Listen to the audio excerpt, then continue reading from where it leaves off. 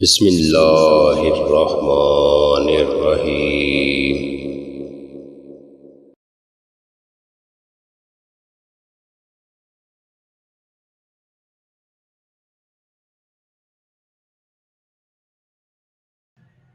نحمدہ ونصلی ونسلم علی رسولہ النبی الکریم الامین، اما بعد فاعوذ باللہ من الشیطان الرجیم، بسم اللہ الرحمن الرحیم۔ یا ایہا الذین آمنوا اطیعوا اللہ واطیعوا الرسول واولی الامر منکم فإن تنازعتم فی شیء فردوہ الی اللہ والرسول او کما قال۔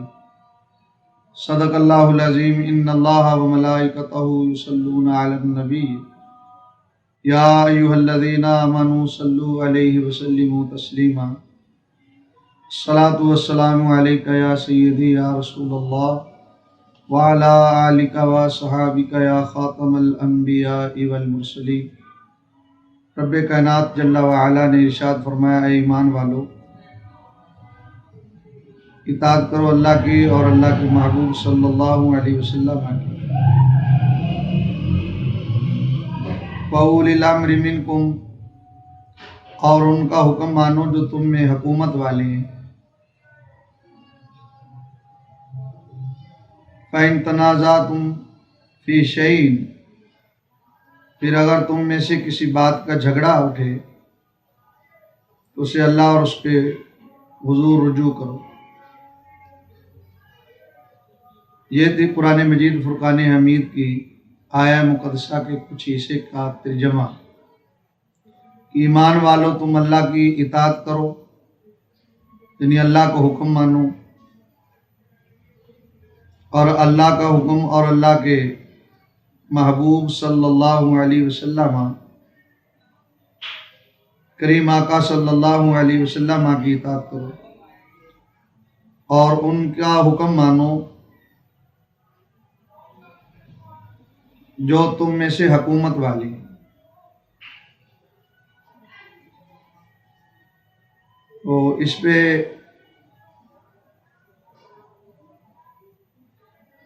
جو احادیث وارد ہے، اسی حدیث میں حضور صلی اللہ علیہ وسلم فرماتے ہیں، جس نے امیر کی اطاعت کی اس نے میری اطاعت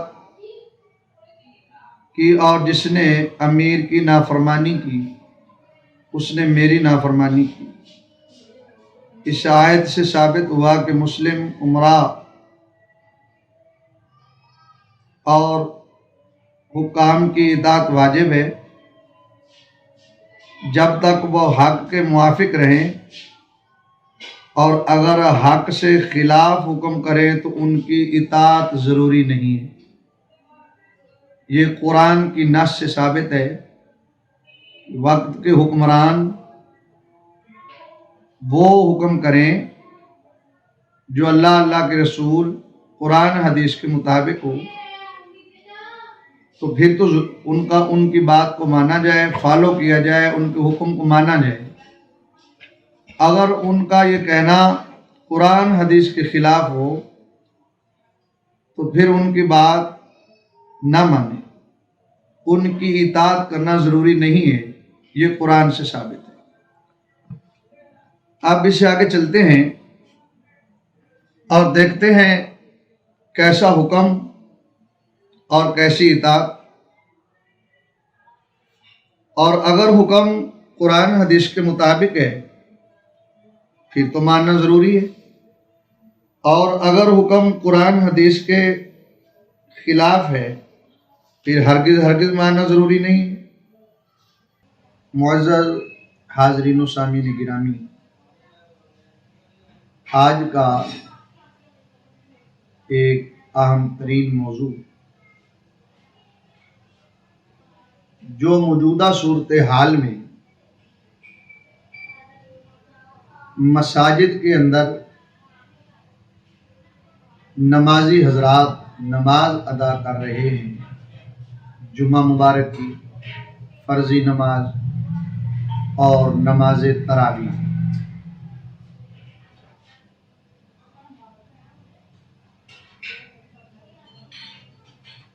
اس پر میں نے گفتگو کرنے کی کوشش کرنی ہے۔ آیا کہ یہ نماز کامل ہے یا یہ نماز ادھوری ہے یا سرے سے اس طرح نماز ہوتی ہی نہیں، یا قرآن و سنت میں اس کا کیا حکم ہے؟ پہلی بات تو یہ ہے کہ امام بخاری نے صحیح بخاری میں ایک باب قائم کیا ہے، باب تسویۃ الصفوف عند الاقامۃ وبعدها، صفوں کا پورا کرنا۔ اور امام مسلم علیہ رحمہ اس کے بعد ایک حدیث لے کر آئے ہیں، اور حدیث کا نمبر ہے 975، جس میں یہ لفظ ہے کہ من تمام الصلاۃ، صف میں خلا نہ چھوڑنا یہ نماز کے تمام یعنی کامل، اکمل اور پوری نماز ہونے کی دلیل ہے۔ اب امام بخاری رحمۃ اللہ علیہ اور حضرت امام مسلم کی دونوں حدیثوں کو اکٹھا کیا جائے، پتہ یہ چلتا ہے کہ صف میں خلا بھی نہ ہو، صف کا سیدھا ہونا بھی ضروری ہے، کندھے کے ساتھ کندھا ملانا بھی ضروری ہے۔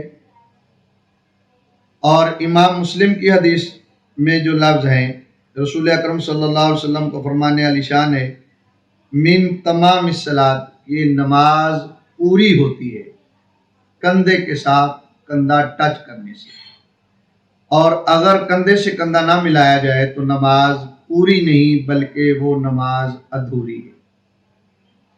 چلیں اس پہ پھر جیسے جیسے مواد آگے دیتے جائیں گے پتہ چلتا جائے گا۔ اس زمرے میں میں ساری حدیثوں کا متن بھی پڑھوں گا اور سندیں بھی پڑھوں گا، اور اینڈ پہ پھر میں ان حدیثوں کے نمبر بھی دوں گا،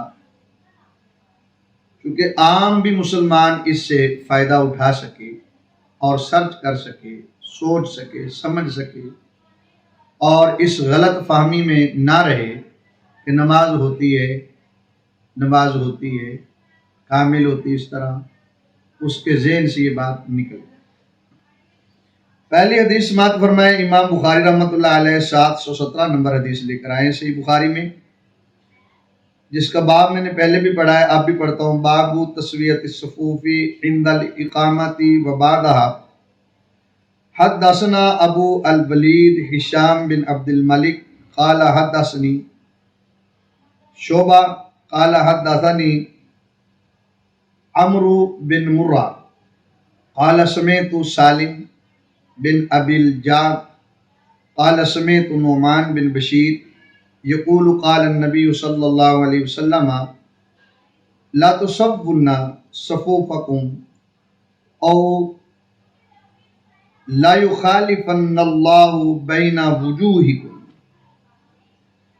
صفوں کو پورا رکھیں اور اس میں خلل نہ ہو، فاصلہ نہ ہو، اور اگر تم اس کی مخالفت کرو گے یعنی اس کا خلاف کرو گے، صفوں کو پورا نہ کریں گے، ایک بندہ اور دوسرے بندے کے درمیان میں 2 فٹ کا، 3 فٹ کا، 5 فٹ کا، 6 فٹ کا فاصلہ ہوا، تو فرمایا کہ لا یخالفن اللہ بین وجوہکم، یہ جو بین وجوہکم لفظ ہے یہ کسی ایک بندے کے لیے نہیں ہے، بلکہ کا کما کم، یہ جمع مذکر حاضر کی ضمیر ہے، یہ صحابہ کرام رضوان اللہ اجمعین سے لے کر قیامت تک جتنے نمازی ہیں سب کے لیے ایک جیسا حکم ہے۔ صفوں کو درست رکھیں، کامل رکھیں، سیدھا رکھیں، پورا رکھیں، درمیان میں جو ہے وہ خلا نہ چھوڑیں۔ اگر تم نے ایسا کیا یعنی اس کی مخالفت کی، رسول اکرم صلی اللہ علیہ وسلم نے ارشاد فرمایا، پھر لا یخالفن اللہ بین وجوہکم، یہ جو تمہارا منہ آگے ہے یہ کہیں ایسا نہ ہو کہ پیچھے ہو جائے۔ سامعین گرامی، اسی موضوع پر دوسری حدیث سماعت فرمائیں جس کا نمبر ہے، یہ بھی صحیح بخاری کی ہے 718۔ حدثنا ابو معمر قال حدثنا عبد الوارث عن عبد العزیز بن صہیب عن انس ان النبی صلی اللہ علیہ وسلم قال اقیموا الصفوف فانی اراکم خلف ظہری۔ حضرت انس رضی اللہ تعالی عنہ ارشاد فرماتے ہیں کریم آقا صلی اللہ علیہ وسلم نے ارشاد فرمایا کہ اپنی صفوں کو قائم کرو، فانی اراکم، بے شک میں تمہیں دیکھتا ہوں، خلف ظہری، جس طرح میں آگے دیکھتا ہوں اسی طرح میں تمہاری صفوں کو پیچھے بھی دیکھتا ہوں۔ ایسا نہیں ہے کہ ہم اگر مشرق کی جانب منہ کریں تو مشرق کی طرف ہی دیکھتے ہیں، مغرب کی نہیں۔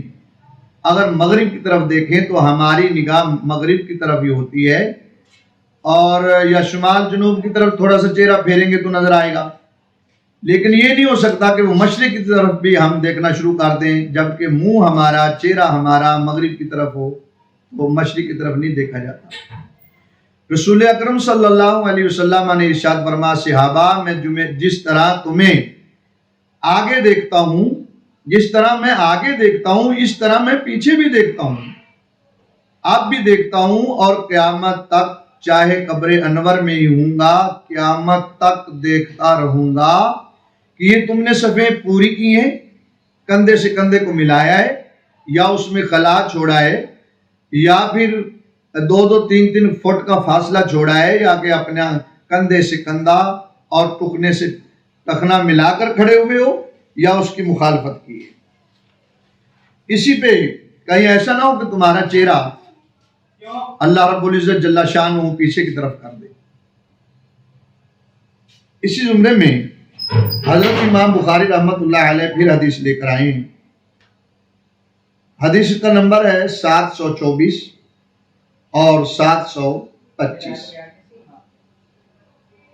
حدثنا ابو الولید قال حدثنا شعبہ عن قتادہ عن انس ان النبی صلی اللہ علیہ وسلم سووا صفوفکم فإن تسویۃ الصفوف من اقامت الصلاۃ، نماز کی جب اقامت ہو تو اپنی صفوں کو سیدھا رکھو، اور تسویہ کا اپنی صفوں کو پورا کرو کہ کندھے کے ساتھ کندھے کو ملا کر رکھو، سووا اپنی صفوں کو سیدھا کر لو، تسویہ اس میں خلا نہ چھوڑو۔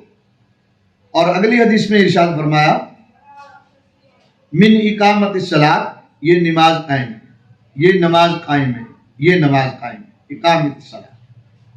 پھر ارشاد فرمایا اس حدیث کا نمبر 725، حدثنا عمر بن خالد رضی اللہ تعالیٰ عنہ قال حدثنا زہیر عن حمید عن انس رضی اللہ تعالیٰ عنہ ان النبی صلی اللہ علیہ وسلم قال اقیموا صفوفکم فانی اراکم من وراء ظہری وکان احدنا یلزق منکبہ بمنکب صاحبہ وقدمہ بقدمہ۔ فرمایا تم صفوں کو اس طرح سیدھا کرو کہ ایک نمازی کا کندھا دوسرے نمازی کے کندھے کے ساتھ اس طرح ٹچ ہو، دیکھنے والا یہ سمجھے کہ یہ کوئی ایلفی سے جڑے ہوئے ہیں، یعنی 1 انچ یا آدھی انچ کا فاصلہ رکھنے کی بھی شریعت مطہرہ نے اجازت نہیں دی۔ کندھے کے ساتھ کندھا، وقدمہ بقدمہ، اور اپنے ساتھی کے کندھے کے ساتھ اپنے بھائی کے کندھے کے ساتھ کندھا ملا کر کھڑے ہو، اور پھر فرمایا پاؤں کے ساتھ پاؤں ملا کر کھڑے ہو۔ اب ایک تو یہ ہمارا عقیدہ بھی واضح ہو گیا، اور دوسرا مسئلہ جو بڑا عام ہے بر صغیر پاک و ہند میں جو غیر مقلدین حضرات ہیں جو نعرہ تو بخاری کا لاتے ہیں لیکن عمل جو ہے وہ بخاری کے خلاف ہے، کہ یہاں بخاری میں جہاں بھی ذکر آیا ہے وہ یہ ہے کہ یلزق منکبہ بمنکب صاحبہ وقدمہ، پہلے کندھے کا ذکر ہے اور اس کے بعد قدم کا ذکر ہے۔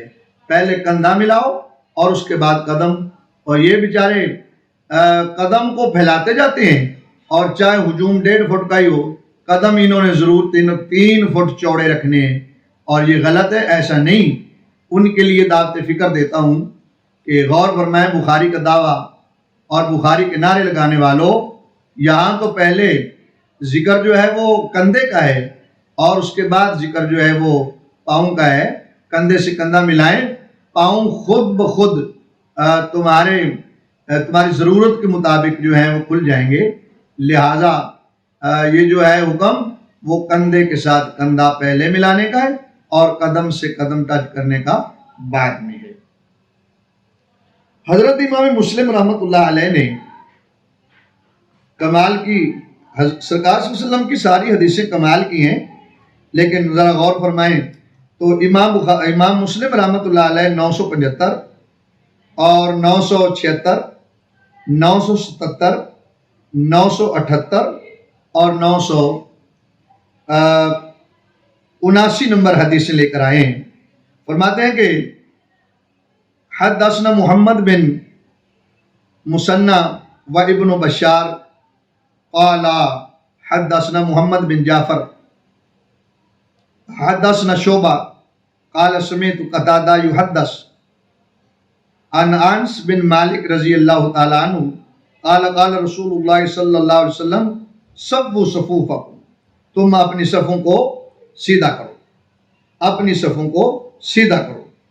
فإن تسویۃ الصف من تمام الصلاۃ، یہ تمہاری صفوں کا درست ہونا، کندھے کے ساتھ کندھا، پاؤں کے ساتھ پاؤں، یہ تمام الصلاۃ، یہ نماز کامل، نماز پوری ہونے کی شرط ہے۔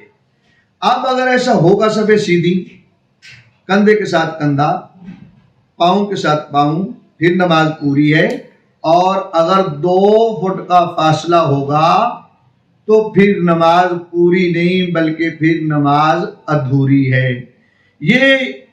یہ اجماع جو ہے، یہ آج اس اجماع کی ضرورت نہیں تھی، اس لیے یہ تو قرآن و سنت سے پہلے اجماع ہو چکا ہے۔ یہ اجماع کرنا اور لوگوں کا اکٹھا ہونا اور مفتیوں کو یہ مشورہ مفتیوں کا دینا اور یہ اعلان کرنا کہ جناب اس طرح ہوگا، اس پہ سختی کی جائے گی، اس کو گرفتار کیا جائے گا، اور یہ اوپر سے حکم آ گیا ہے، یہ اجتہاد نہیں ہے بلکہ یہ گناہ کبیرہ ہے، کیونکہ صحابہ کا اس پہ اجماع ہے۔ اب صحابہ رضوان اللہ اجمعین کے اجماع کے بعد 1400 سال کے بعد کسی اور اجماع کی ضرورت نہیں رہی۔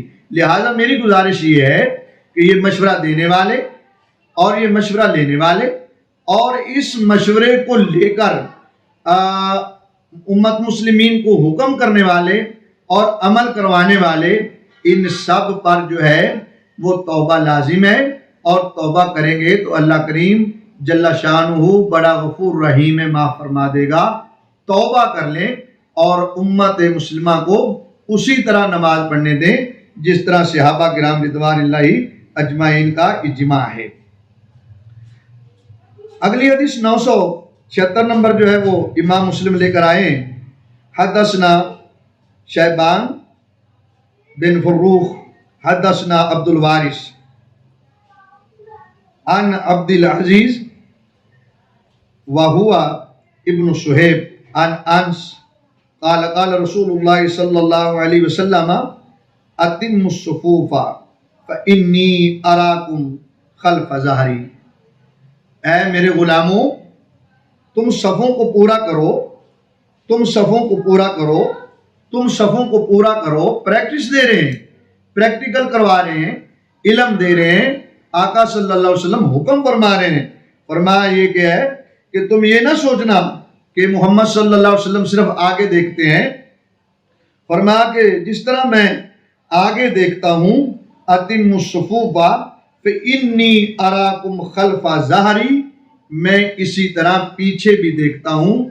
مطلب یہ ہے اس وقت بھی حکم تھا، آج چاہے آقا صلی اللہ علیہ وسلم گنبد خضرا میں ہیں پھر بھی یہ حکم جاری ہے، اور قیامت تک یہ حکم جاری اور ساری رہے گا کہ لوگوں میں تمہاری صفوں کو دیکھ رہا ہوں، تم اپنی صفوں کو کس طرح سیدھا کر رہے ہو، یا اس میں خلا چھوڑ رہے ہو یا وقفہ چھوڑ رہے ہو۔ میں نے تو کہا تھا، اگر آقا صلی اللہ علیہ وسلم نے قیامت کے دن پوچھا کہ لوگوں، جب میرا فرمان تمہارے سامنے تھا کہ یہ تمام الصلاۃ کہ یہ نماز کے تمام ہونے میں سے ہے، تم نے میرے فرمان کو پس پشت ڈال کر ایسا کیوں کیا کہ اس میں وقفہ ڈال کے اس کو ادھورا کیا اور کہیں ایسا نہ ہو کہ اللہ کریم جل شانہ منہ دوسری طرف کر دے۔ اور ان مفتیوں کو ڈرنا چاہیے، خوف خدا سے، اس کے عذاب سے ان کو ڈرنا چاہیے، اور ڈر کے یہ فیصلہ واپس لینا چاہیے تھا، اور یہ بتانا چاہیے تھا کہ جناب محترم ایسے نہیں، ایسا ہے۔ اگر کسی مفتی کا منہ پیچھے کی طرف ہو گیا تو کیا بنے گا؟ اگر کسی مفتی کا سر جو ہے وہ جس طرح حدیث میں پیش کروں گا کہ آقا صلی اللہ علیہ وسلم نے ارشاد فرمایا کہ امام کے سجدے سے سر اٹھانے سے پہلے نہ اٹھائیں، کہیں ایسا نہ ہو کہ تمہارا سر گدھے کا بنا دے یا تمہاری صورت گدھے جیسی ہو جائے، تو کیا بنے گا؟ استغفار کرنی چاہیے، توبہ کرنی چاہیے۔ سامعین گرامی، اسی پہ پھر میں اگلی حدیث پیش کرتا ہوں۔ امام مسلم 977 نمبر حدیث لے کر آئے ہیں۔ حدثنا محمد بن رافع حدثنا عبد الرزاق حدثنا معمر اور عن حمام بن منبع قال هذا ما حدثنا ابو ہریرہ رضی اللہ تعالی عنہ عن رسول اللہ صلی اللہ علیہ وسلم فذكر احاديث منها وقال اقيموا الصف في الصلاة فإن اقامت الصف من حسن الصلاة۔ لوگوں، تمہاری صفوں کا پورا کرنا یہ نماز کا حسن ہے، تمہاری صفوں کا پورا کرنا یہ نماز کی خوبصورتی ہے، تمہاری صفوں کا پورا کرنا یہ نماز کا حسن ہے، خوبصورتی ہے۔ کندھے کے ساتھ کندھا اور پاؤں کے ساتھ پاؤں، اور بے صورتی میاں صاحب نے کہا ہے نا کہ جس کھانے دا رنگ نہ سونا نہ سونی خوشبوئی تے پاویں لذت پریا ہوئے کرے پسند نہ کوئی۔ سامعین گرامی بھائیو، اگر ایسا ہوا تو اللہ نے نہ پسند کر دیا تو پھر کیا بنے گا؟ اگر اللہ ہی نے نہ پسند کر دیا تو کیا بنے گا؟ جس کو آقا صلی اللہ علیہ وسلم ناپسند فرما رہے ہیں، اور یہی تو حکم ہے کہ تم اللہ کی اطاعت کرو اور مصطفیٰ صلی اللہ علیہ وسلم کی اتباع کرو، اللہ کی اطاعت کرو، رسول صلی اللہ علیہ وسلم کی اطاعت کرو، تمہارے اوپر کرم ہوگا۔ تم تو اطاعت چھوڑ رہے ہو مصطفیٰ صلی اللہ علیہ وسلم کی، اور جو اطاعت مصطفیٰ صلی اللہ علیہ وسلم چھوڑتا ہے وہ عذاب کا مستحق ہوتا ہے۔ اللہ ہمیں توبہ کرنے کی توفیق نصیب فرمائے۔ سامعین گرامی، امام مسلم رحمۃ اللہ علیہ 978 نمبر حدیث لے کر آئے۔ حدثنا ابو بکر بن ابن ابی شیبہ حدثنا غندر عن شعبہ وحدثنا محمد بن مسنہ وابن بشار قال حدثنا محمد بن جعفر حدثنا شعبہ عن عمر بن مرہ قال سمعت سالم بن ابی الجعد الغطفانی قال سمعت نعمان بن بشیر قال سمعت رسول اللہ صلی اللہ علیہ وسلم یقول لا تسبن صفوفکم او لا یخالفن اللہ بین وجوہکم۔ اپنی صفوں کو سیدھا رکھو، اس کی مخالفت نہ کرو۔ کیا مطلب؟ اپنی صفوں کو پورا رکھو، اس کی مخالفت نہ کرو، اور اگر ایسا کیا تو کہیں ایسا نہ ہو اس کی مخالفت کی تو اللہ کریم جل شانہ تمہارا کہیں منہ نہ بدل دے۔ سامعین گرامی، اسی کتاب امام مسلم 979 نمبر حدیث لے کر آئے۔ حدثنا یحییٰ بن یحییٰ اخبرنا ابو خشیمہ عن سماک بن حرب قال سمعت نعمان بن بشیر یقول کان رسول اللہ صلی اللہ علیہ وسلم یصب صفوفنا حتی کانما یصب بها القدح حتی غایا انا قد اقلنا عنه ثم خرج یوما فقام حتی کان یکبر ورأى رجلا بادیا صدر من الصف فقال عباد اللہ لا تسبن صفوفکم او لا یخالفن اللہ بین وجوہکم۔ رسول اکرم صلی اللہ علیہ وسلم نے صحابہ کو یہ تعلیم دی پریکٹس کروائی، اور پریکٹس کروانے کے بعد کچھ وقفے کے بعد تشریف لائے جب آپ کا جی چاہا، اور آ کر اپنی صفوں کو دیکھا کہ میں نے جو پریکٹس دی تھی، میں نے جو پریکٹیکل کروایا تھا، میں نے جو سبق پڑھایا تھا اور اس پہ عمل کروایا تھا، آیا میرے غلام اس پہ پکے ہیں یا اس کو بھول گئے ہیں؟ جب آقا صلی اللہ علیہ وسلم تشریف لائے تو دیکھا ایک صف کو، دوسری کو، تیسری کو، چوتھی کو، جتنی صفیں تھی ان سب کو نظر رحمت سے دیکھا، ساری صفیں سیدھی تھیں، کندھے کے ساتھ کندھا، پاؤں کے ساتھ پاؤں، لیکن صرف اور صرف ایک بندے کا جو سینہ تھا، راجلن بادین رایا راجلن بادین صدرہ من الصفا فقالا، جب اس کا سینہ دیکھا کہ وہ صف سے تھوڑا سا آگے تھا، سینہ صرف 2 فٹ کا فاصلہ نہیں، 6 فٹ کا فاصلہ نہیں، 2 انچ 4 انچ 5 انچ یا ایک بلشت کا فاصلہ نہیں، صرف سینہ صف سے تھوڑا سا آگے تھا۔ آقا صلی اللہ علیہ وسلم نے اس کے سینے پہ ہاتھ رکھا، یا فرمایا کہ تم من الصفا فقال عباد اللہ، تم اللہ کی عبادت کرنا چاہتے ہو، لا تصبن صفوفکم، اپنی صفوں کو مینٹین کرنا چاہتے ہو، او لا یخالفن اللہ بین وجوہکم، یا تم اللہ کا عذاب لینا چاہتے ہو۔ وقت کے مفتیو، یہ ڈالر کسی کام نہیں آئیں گے، یہ ریال کسی کام نہیں آئے گا، اگر کام آئے گا تو مصطفیٰ کا پیار، محبت اور میرے آقا صلی اللہ علیہ وسلم کی غلامی کام آئے گی۔ یہ سارے مفتیوں کو یہ نظر نہیں آیا۔ اللہ تمہیں عقل سلیم نصیب فرمائے اور توبہ کی توفیق نصیب فرمائے۔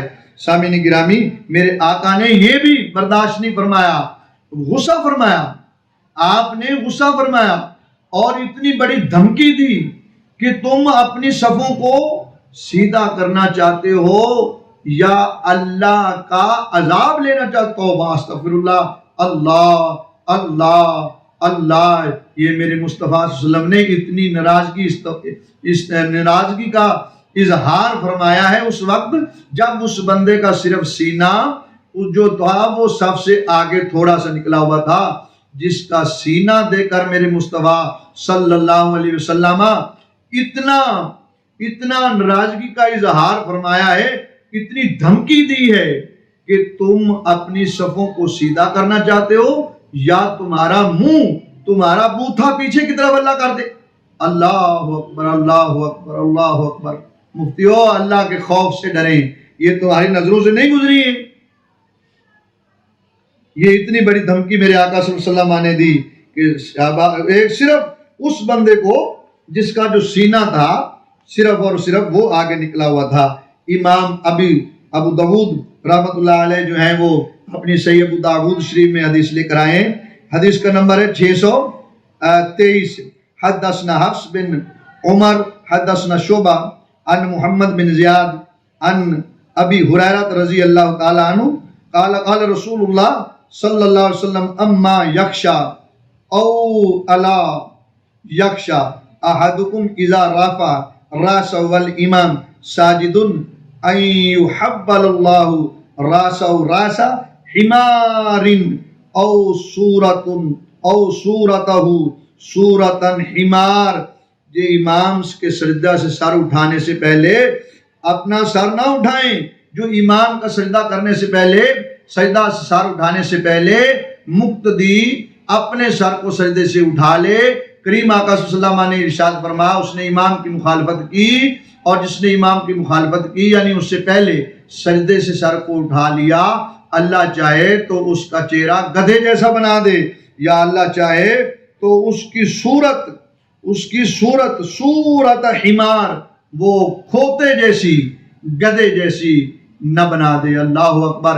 یہ میرے آقا صلی اللہ علیہ وسلم نے دھمکی لگائی۔ سامعین گرامی، یہاں پھر ایک سوال پیدا ہوتا ہے، یہ تو وہ موجودہ امام ہے جو تنخواہ پہ ہے، یہ وہ امام ہے جو 14 صدیوں کے بعد کا ہے، یہ وہ امام ہے جو آج اس امت کی امامت کرتا ہے، یہ وہ امام ہے جو خلفاء راشدین میں سے نہیں، یہ وہ امام ہے جو صحابہ سے نہیں، یہ وہ امام ہے آج جو چل رہا ہے جو تابعیوں سے نہیں، تبع تابعین سے نہیں۔ سبق پھر پڑھ، صداقت کا، عدالت کا، شجاعت کا لیا جائے گا کام تجھ سے دنیا کی امامت کا۔ جو اس امام کی مخالفت کرتا ہے، جو آج کے امام کی مخالفت کرتا ہے، اللہ اکبر، جس کو تبع تابعین کا درجہ حاصل نہیں ہے، جس کو تابعی کا درجہ حاصل نہیں ہے، جس کو صحابی کا درجہ حاصل نہیں ہے، جو اس امام کی اتباع کے خلاف کام کرتا ہے، اس کا سجدے سے سر نہیں اٹھا، اس نے پہلے اٹھا لیا۔ مصطفیٰ صلی اللہ علیہ وسلم نے فرمایا اللہ چاہے تو اس کا سر گدھے کا بنا دے یا اس کی صورت کھوتے جیسی بنا دے۔ تو بتائیے کہ میرے مصطفیٰ صلی اللہ علیہ وسلم کا کیا حال ہے، میرے آقا کی کیا عزت ہے، میرے آقا کا کیا فرمان ہے، میرے آقا کی کیا توقیر ہے، میرے آقا صلی اللہ علیہ وسلم کا کیا مرتبہ اور شان ہے۔ سامعین گرامی، اسے آگے چلتے ہیں کہ کیا کیا کچھ حدیث میں ہے۔ حضرت امام مسلم رحمۃ اللہ علیہ پھر 666 نمبر حدیث لے کر آئے ہیں، 667 نمبر لے کر آئے ہیں، 666 پیش کرتا ہوں۔ حضرت امام مسلم فرماتے کہ حدثنا عیسیٰ بن ابراہیم الغافقی حدثنا ابن وہب وحدثنا قتیبہ بن سعید حدثنا اللیث وحدیث ابن وہب عن معاویہ بن صالح عن ابی زاہریہ عن کثیر بن مرہ عن عبداللہ بن عمر قال قتیبہ عن ابی زاہریہ عن ابی شجرۃ لم یذکر ابن عمر ان رسول اللہ صلی اللہ علیہ وسلم قال اقیموا الصفوف وحاذوا بین المناکب وسدوا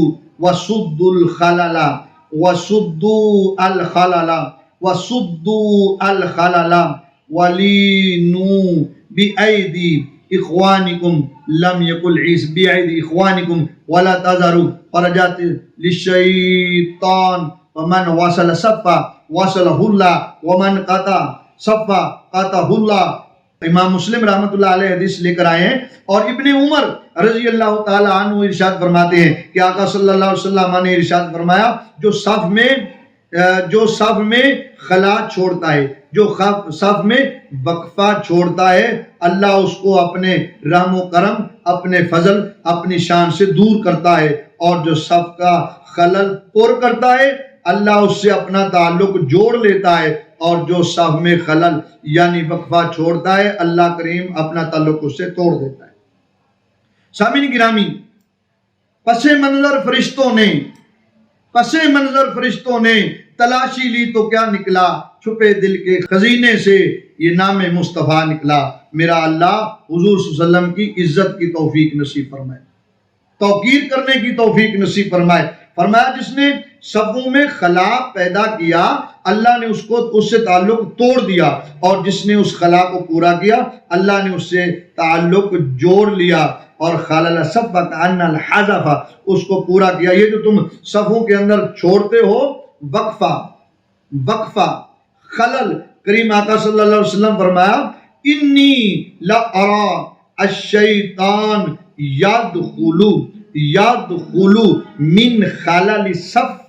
من خلل صفا، یہ جو تم صفوں میں خلا چھوڑتے ہو میں نے اپنی آنکھیں نبوت سے دیکھا، نبوت کی آنکھ سے دیکھا۔ میرے کریم آقا صلی اللہ علیہ وسلم پہ قربان جائیں، والضحیٰ کے چہرے والے، واللیل کی زلفوں والے، الم نشرح کے سینے والے، طٰہٰ کے تاج والے، مزمل کی چادر والے، مدثر کی چادر والے، مدثر کی چادر والے، یاسین کے سیرے والے، آقا کی عظمت پہ قربان جائیں، آقا کی عظمت پہ قربان جائیں۔ آج ساری سائنس، ساری ٹیکنالوجی دنیا کی اکٹھی ہو جاتی شیطان کو نہ دیکھ سکتی۔ میرے آقا 1400 سال پہلے فرما دیا میرے غلاموں میں نے نبوت کی آنکھ سے دیکھا ہے، یہ جو تم صف کے اندر خلل چھوڑتے ہو شیطان اس میں سے گھس جاتا ہے۔ آپ بتائیے کرونا بڑی بلا ہے یا شیطان؟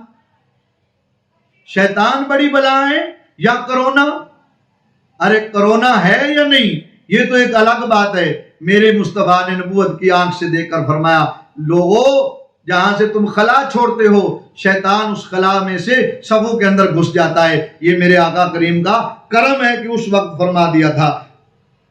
حضرت امام مسلم رحمہ اللہ علیہ 675 نمبر حدیث لے کر آئے ہیں، جس کا متن بھی اسی طرح حدثنا مسدد حدثنا یزید بن زرع حدثنا خالد عن ابی وذات ولا تختلفوا فتختلف قلوبکم وإیکم وحشات الاسواق، کہیں ایسا نہ ہو کہ تم صفوں میں خلا چھوڑو، اس خلا چھوڑنے کی وجہ سے اللہ تمہارے دلوں کو برباد نہ کر، دلوں کو ٹیڑھا نہ کر دے، دلوں کو دور نہ کر دے، دلوں میں اختلاف نہ کر دے، تم ایک دوسرے سے دور نہ ہو جاؤ۔